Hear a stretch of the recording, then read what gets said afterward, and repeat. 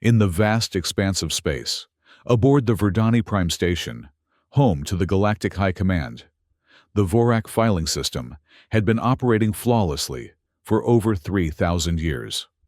This automated scheduling system ensured that representatives from every planet in the Alliance attended their meetings on time, maintaining the delicate balance of interstellar diplomacy. Until today. What do you mean, Protocol 77 Alpha? Captain Vorak Kextool's voice carried a mix of confusion and alarm as he stared at the holographic display hovering above his workstation. The normally green scheduling interface had turned an alarming shade of red, with the words Protocol 77 Alpha pulsing in the center. This can't be right. Captain Bellinara, a tall Bellerin with iridescent skin that shifted between blue and purple depending on her mood, peered over Kextool's shoulder. Her position as his superior in the administrative division meant she was responsible for solving any scheduling anomalies. Though in her 15 years of service, she'd never encountered this particular protocol. What triggered it? She asked, her skin darkening with concern. Kextool's four-fingered hands moved swiftly across the interface. I was processing the registration for the Earth delegate, Major Tran Reynolds Min. Everything was standard until I uploaded his equipment manifest. He highlighted a line item on the screen. Item 77L, Combat Boots, Earth Defense Force. Combat boots? Bellinara's skin flickered to a surprised yellow. And that triggered a security protocol? Not just any protocol, Kextool said, his voice dropping. Protocol 77 Alpha has postponed all council meetings for the next 60 cycles. Everything's pending indefinitely. As if on cue, the door to the administrative division slid open with a soft hiss. A human male stood in the entrance, dressed in the dark blue uniform of the Earth Defense Force. His posture was perfectly straight, shoulders squared, and chin slightly raised. Typical military bearing. But what caught Bellinara's attention immediately were his feet. The gleaming black boots with reinforced soles and composite toe caps were unmistakably designed for combat.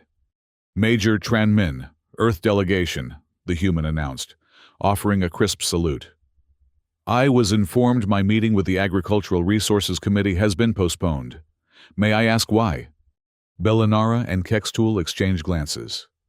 How could they explain that his footwear had just thrown the entire Galactic High Command into disarray? There appears to be a scheduling conflict, Bellinara said carefully, her diplomatic training kicking in. Would you mind waiting in the reception area while we sort this out? Major Min nodded, though his expression betrayed his confusion. Of course, though I must emphasize that the agricultural sharing proposal I'm presenting has been in development for months. Earth is eager to contribute our farming techniques to the galactic community. We understand completely, Bellinara assured him. This won't take long. As soon as the human left, Kextool turned to Bellinara with wide eyes. What are we going to do? The system won't let me override Protocol 77 Alpha without authorization from the High Command itself. First, we need to understand why combat boots would trigger such an extreme response, Bellinara said, already accessing the historical database.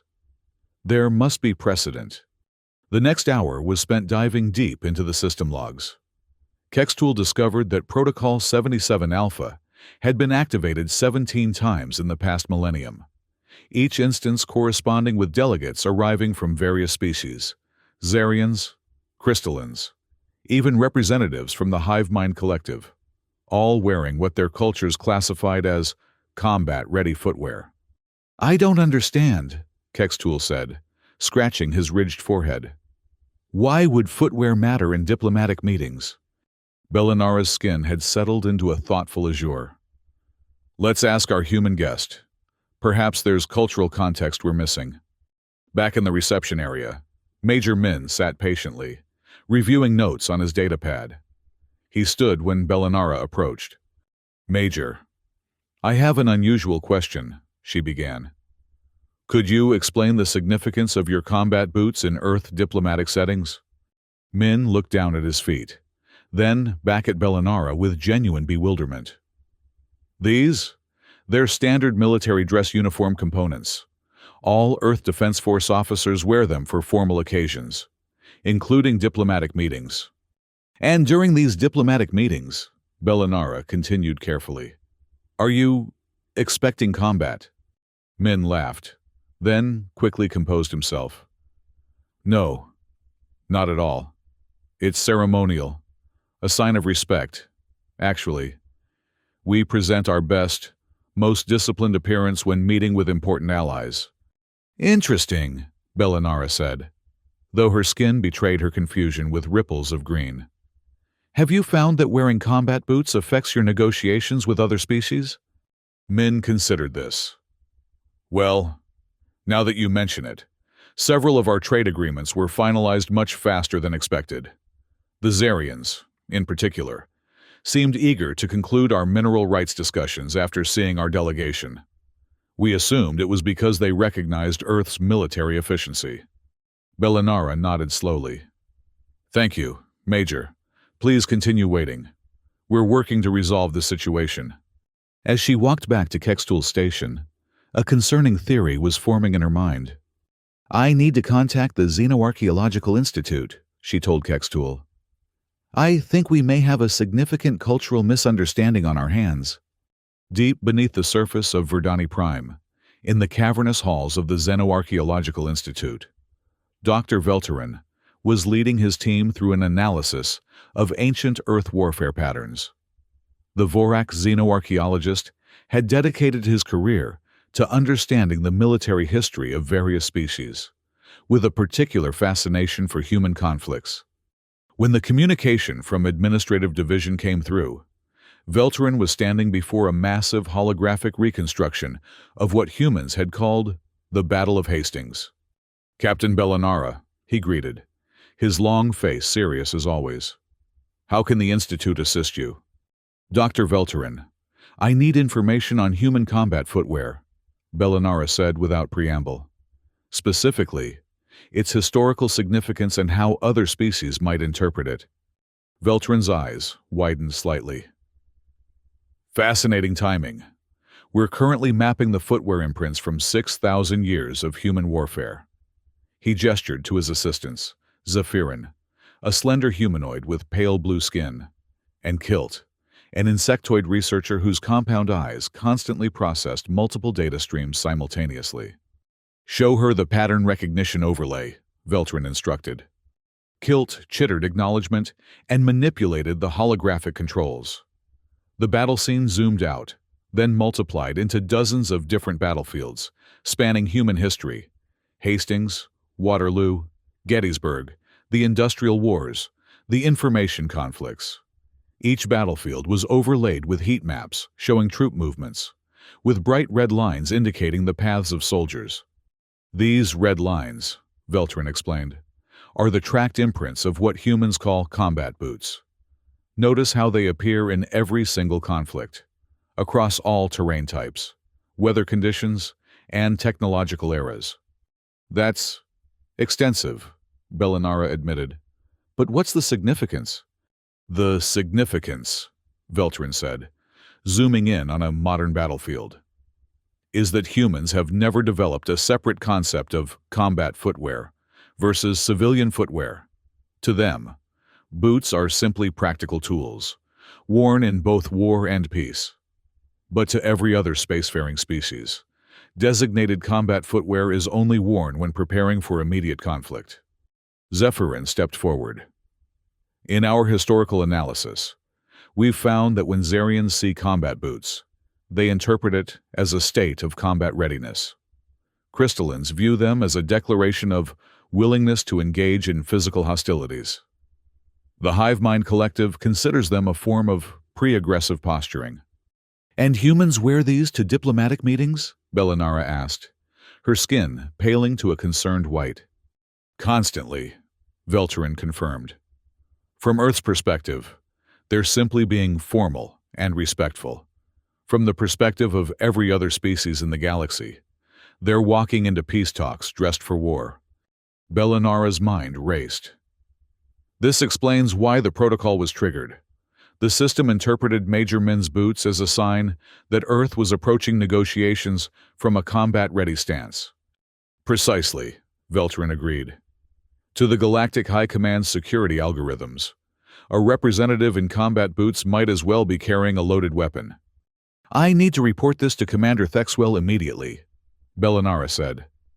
This misunderstanding could have serious implications. In the High Command conference chamber, an emergency meeting was already underway.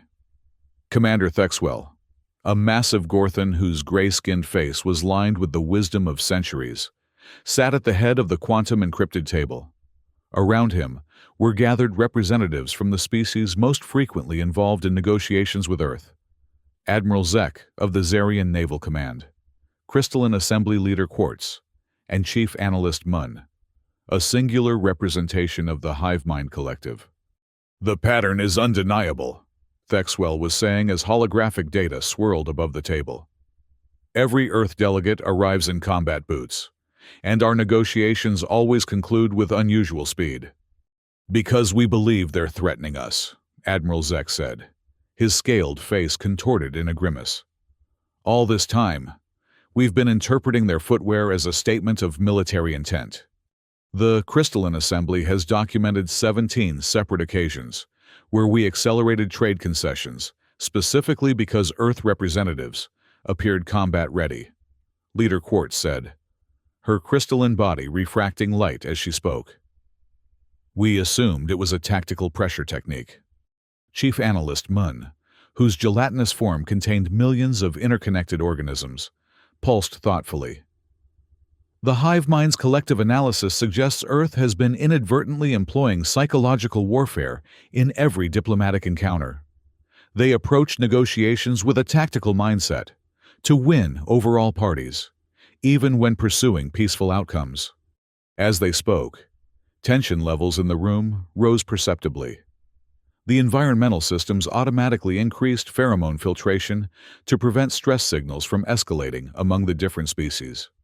The question now, Commander Thexwell said gravely, is what to do about today's situation.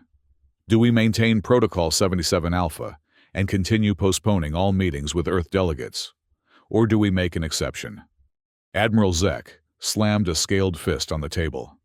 Postpone indefinitely. Any species that approaches diplomatic relations in combat stance must be thoroughly evaluated for psychological stability. Impractical, countered Leader Quartz. Continued postponement will only frustrate Earth further. They don't understand what they're doing wrong, which could trigger unpredictable responses. The Hivemind recommends gradual education, Chief Analyst Mun burbled. Inform Earth representatives of the cultural significance of combat footwear in galactic society. Before Commander Thexwell could respond, the door to the conference chamber slid open, and Captain Bellinara entered, her skin a troubled purple. Commander, I've discovered the origin of the Protocol 77 Alpha trigger, she announced. And there's been a development. All eyes turned to her as she explained the findings from the Xenoarchaeological Institute, confirming their suspicions about the cultural misunderstanding. Then, she delivered the unexpected news. Major Min has changed into civilian shoes. A collective murmur ran through the chamber. Changed? Commander Thexwell repeated. Voluntarily. Yes, Bellinara confirmed. He mentioned his feet were uncomfortable after the long journey from Earth, and he had brought alternate footwear. He's now wearing what he called loafers. In the Security Monitoring Center, Officer Yellen stared in disbelief at the threat assessment display. The indicator that had been pulsing yellow for the past hour had suddenly shifted to bright red, setting off alarm klaxons throughout the station. What's happening? Her supervisor demanded, rushing to her station. The Earth representative, Yellen stammered.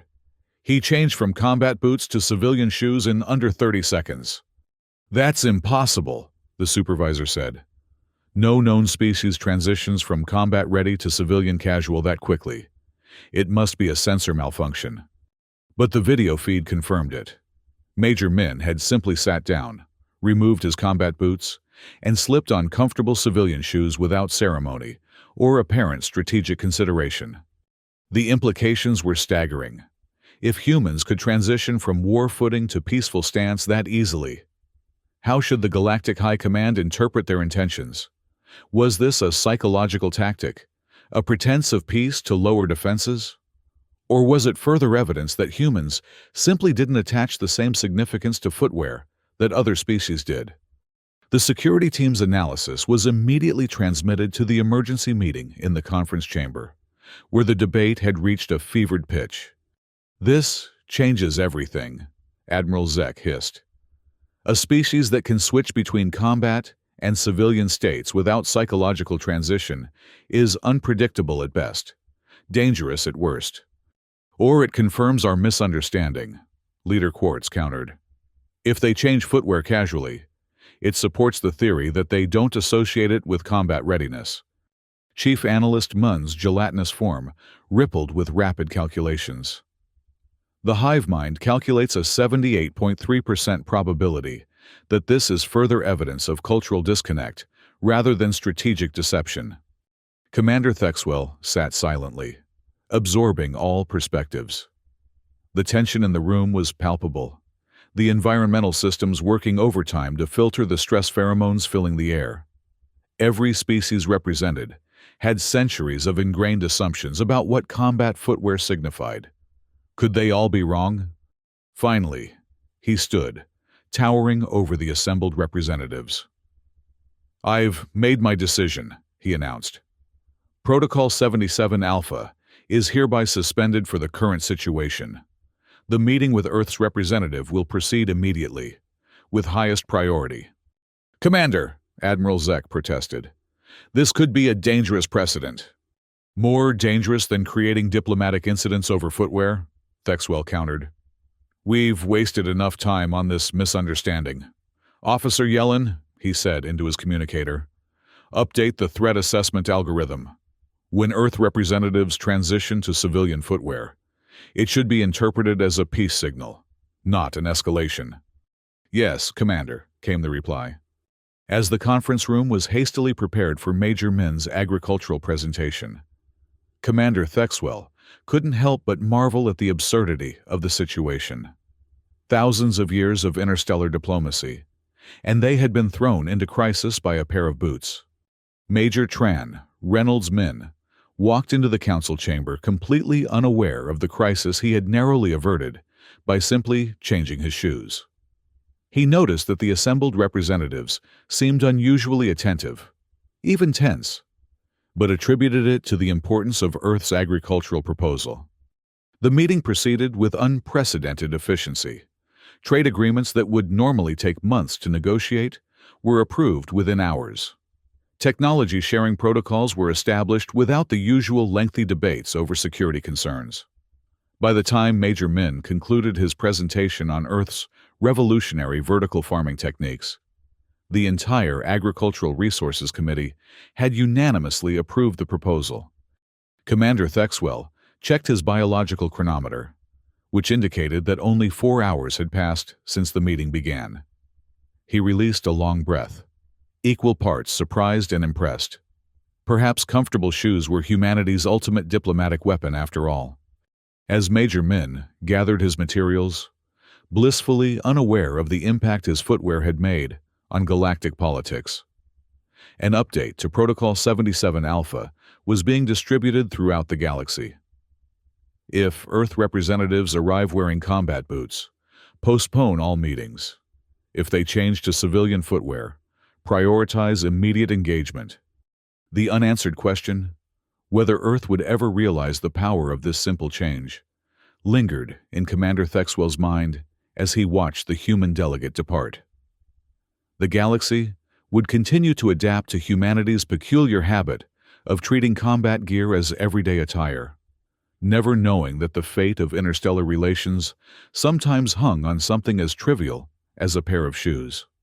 Outside the council chamber, Major Min stretched his feet in his comfortable loafers, thinking only of how pleasant it was to be out of those stiff military boots after such a productive meeting. The stars continued their eternal dance, indifferent to the diplomatic crisis that had been averted by this simple act of comfort-seeking. And somewhere in the vast bureaucracy of the Galactic High Command, a note was added to the official Earth diplomatic profile. Approach with caution. They are always ready for war, even when they come in peace. The stars twinkled, unaware of the absurdity below. Major Tran Min sat in his quarters aboard the Earth diplomatic vessel, removing his loafers with a satisfied sigh. The agricultural negotiations had gone better than anyone had anticipated. Earth's farming techniques would be implemented across 17 worlds within the next stellar cycle, and in return, the galactic community had agreed to share advanced water purification technology that would revolutionize Earth's resource management. "Successful day?" asked Lieutenant Maria Santos, his assistant and agricultural specialist. "Extraordinarily so," Min replied, wiggling his toes. "I've never seen the Council move so quickly on anything. Usually, these negotiations take weeks, if not months." Santos nodded, reviewing the agreements on her datapad. "It's remarkable. Do you think it had something to do with your presentation style? The data was compelling, but the speed of approval was unprecedented." Min shrugged. "Perhaps they were just hungry." He chuckled at his own joke. "Though I did notice something strange. When I first arrived wearing my dress uniform and boots, they postponed the meeting. After I changed into more comfortable shoes, suddenly they were ready to proceed with highest priority." "That is odd," Santos agreed. "Maybe they have some cultural thing about formality, prefer casual meetings." "Who knows," Min said, already moving on to prepare for their return journey. "The ways of alien diplomacy are beyond me. I'm just glad we got what we came for." Neither of them could have imagined the crisis that had unfolded, or the new protocol that had been established because of Min's simple desire for comfort. Meanwhile, in the administrative division of Verdani Prime, Captain Kextool was updating the Vorak filing system with the new parameters for Earth delegates. The system now included specific instructions for handling human representatives based on their footwear, with accompanying threat level assessments. "Do you think we should tell them?" he asked Captain Bellinara, who was reviewing the changes. "Tell who what?" she responded, her skin a calm blue now that the crisis had passed. "The humans. Should we tell them about the significance of combat boots in galactic culture?" Bellinara considered this for a moment, her skin shifting to a contemplative green. "Commander Thexwell believes it might be more interesting to see how long it takes them to figure it out on their own." Kextool's eyes widened. "That seems potentially problematic." "Or educational," Bellinara countered, with a hint of amusement in her voice. "Besides, now that the system has been updated, there's no real harm, and it might teach us all something about assumptions and cultural differences." "I suppose," Kextool conceded, though not entirely convinced. "Still, it seems like the kind of misunderstanding that could have been avoided with a simple conversation." "The most dangerous misunderstandings often are," Bellinara said wisely. "But sometimes we learn more from navigating them than preventing them." At the Xenoarchaeological Institute, Dr. Velterin was adding the day's events to the ongoing research on human military culture. His assistants, Zephyrin and Kilt, were updating the behavioral models based on Major Min's unexpected footwear change. "This is fascinating," Zephyrin said, examining the security footage. "He shows no awareness whatsoever of the significance of his actions. The transition from combat-ready to civilian status happens without ceremony or psychological preparation. Most species require at least a decompression period." Kilt chittered in agreement. "Zarians perform a 3-hour ritual. Crystallins must undergo molecular realignment. Even the hive mind needs time to reconfigure its combat nodes. Humans appear to exist in a constant state of readiness," Velterin observed. "Perhaps their entire civilization has evolved with war so deeply integrated into daily life that they no longer distinguish between the two states." A concerning hypothesis, Zephyrin noted. If true, it would explain much about their rapid technological advancement and territorial expansion. And yet, Velterin countered, they genuinely came here to share agricultural techniques, not to conquer. Their proposal was entirely beneficial to all parties. A contradiction, Kilt chittered. Or perhaps, Velterin suggested, a more complex truth than our models currently accommodate. Maybe humans aren't always ready for war. Maybe they're always ready for anything. The implication hung in the air between them. A species that could transition seamlessly between peace and war. Without the psychological barriers that other civilizations had evolved, represented something new in the galaxy. Something unpredictable. In the High Command Conference Chamber, Commander Thexwell was debriefing the senior leadership on the resolution of the day's crisis. We've updated Protocol 77 Alpha, he explained to the assembled representatives. The system will now recognize the human tendency to wear combat footwear as a cultural idiosyncrasy rather than a threat indicator. I still have concerns, Admiral Zek said, scales flushed with agitation. What if we're misinterpreting their casual attitude toward combat gear? What if it does indicate a constant state of war readiness? Then we're still safer understanding that than misunderstanding it. Thexwell replied calmly. Knowledge is always preferable to ignorance, even when what we learn is unsettling. Leader Quartz's crystalline form shimmered with what the others recognized as her version of a nod. The crystalline assembly concurs. Our initial fear-based response was inefficient. Observation and adaptation serve us better. The hive mind has integrated today's events into our collective understanding of human psychology. Chief Analyst Moon added, his gelatinous form rippling. We calculate a 92.7% probability that continued engagement with humans will yield net positive outcomes for the galactic community, despite their martial peculiarities. Commander Thexwell nodded, satisfied with the consensus. Then we proceed with open eyes. We'll continue to observe and learn from our interactions with Earth. Who knows, perhaps one day, they'll teach us something valuable about the integration of strength and peace. As the meeting concluded, Thexwell found himself contemplating the bizarre series of events that had unfolded. A potential diplomatic crisis, all because of footwear. The galaxy was strange indeed, and growing stranger with each new species that joined the interstellar community. Back on Earth, in the United Government's headquarters in New Geneva, Defense Minister Helena Chen reviewed Major Min's report with raised eyebrows. You're telling me they postponed the meeting when you were in uniform, then rushed it through when you changed into casual shoes? She asked, incredulously. Yes, Minister, Min confirmed via holographic communication. I can't explain it, but the correlation was clear. Chen leaned back in her chair, mind racing with the implications. This could be valuable intelligence. Does your report mention any other behavioral observations that might help us understand their diplomatic preferences?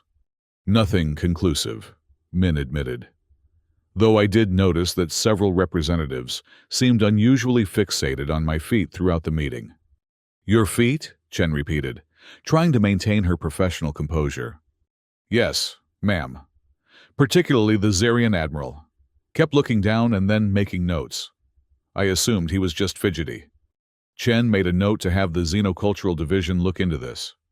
If something as simple as footwear could influence the pace of negotiations, what other subtle cultural factors might they be missing?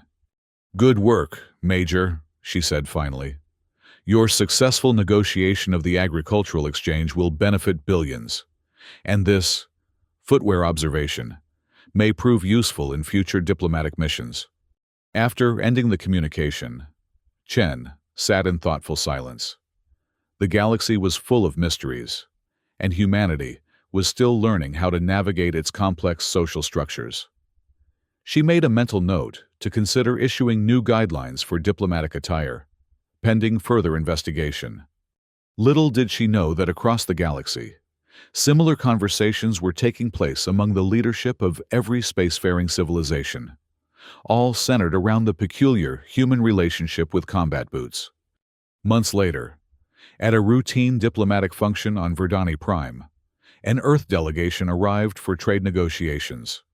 As they entered the reception area, Captain Bellinara, who had been promoted to head of diplomatic protocol following her handling of the combat boots incident, watched with interest.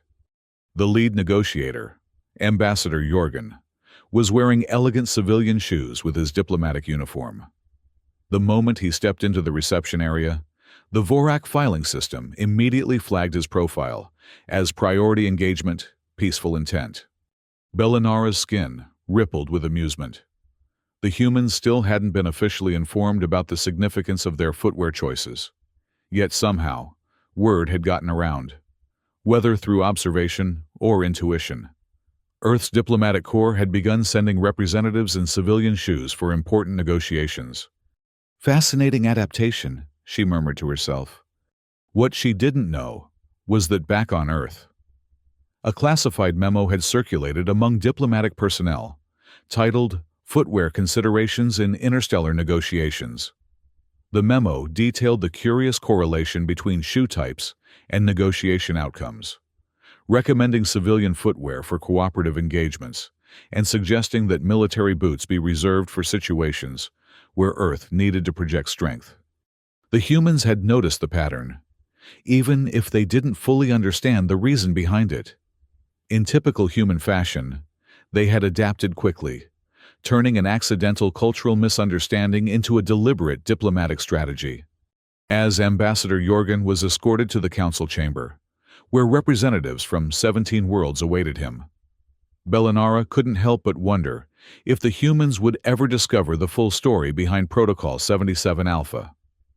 Perhaps someday, when relations had developed further, she would tell them over a shared meal. For now, though, the dance of interspecies diplomacy continued, with both sides learning and adapting in their own ways. The humans learned to adjust their footwear based on observed outcomes, while the galactic community learned to interpret human behaviors through a more nuanced cultural lens. Commander Thexwell, watching from his office as the new Earth delegation was escorted to their meeting, smiled to himself.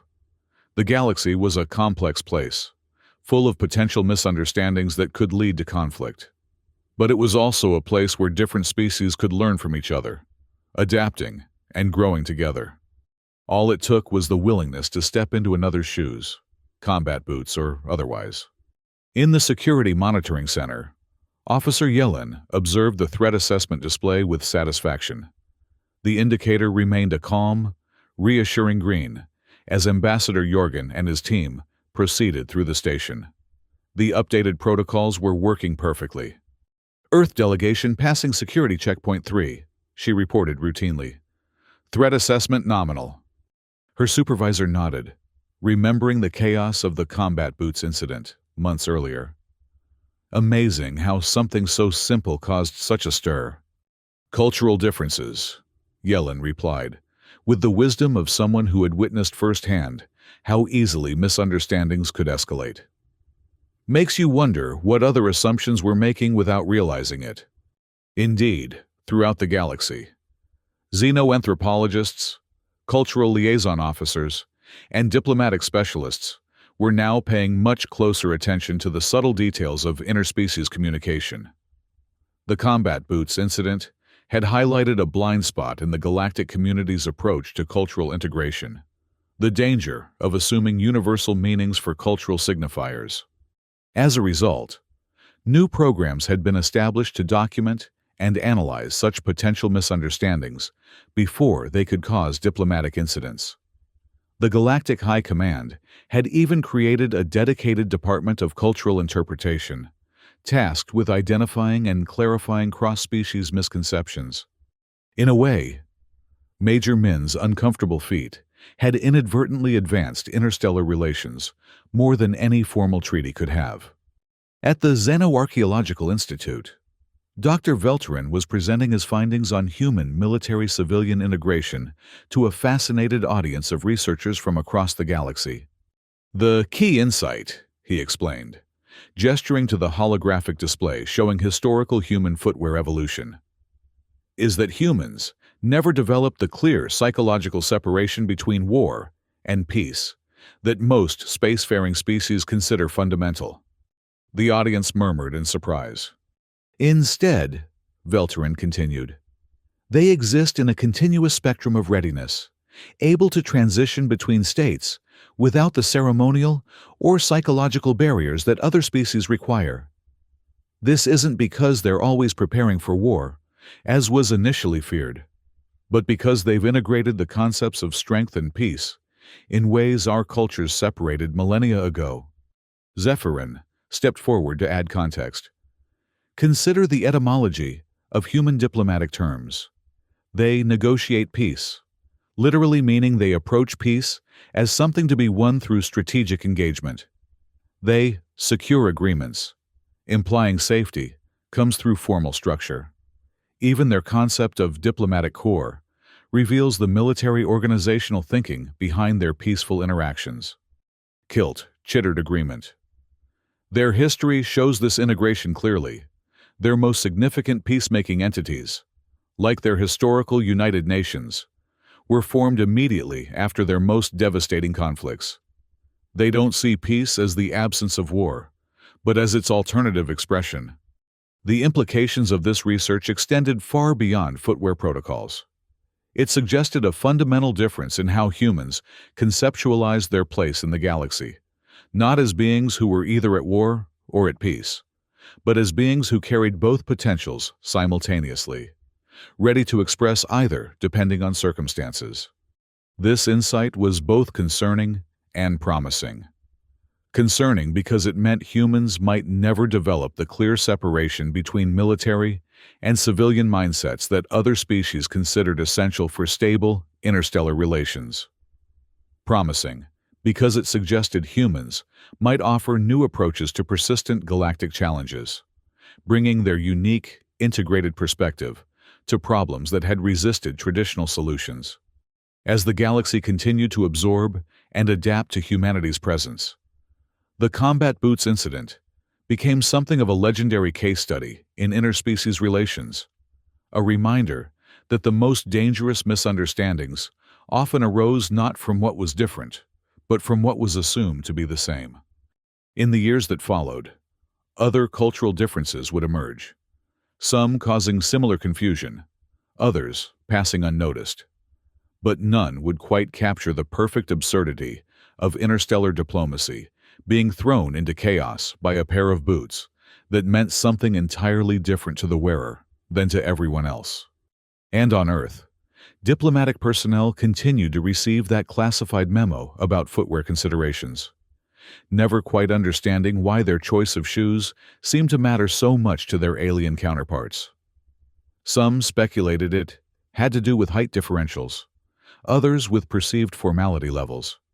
A few even suggested it might relate to alien sensory perception of materials.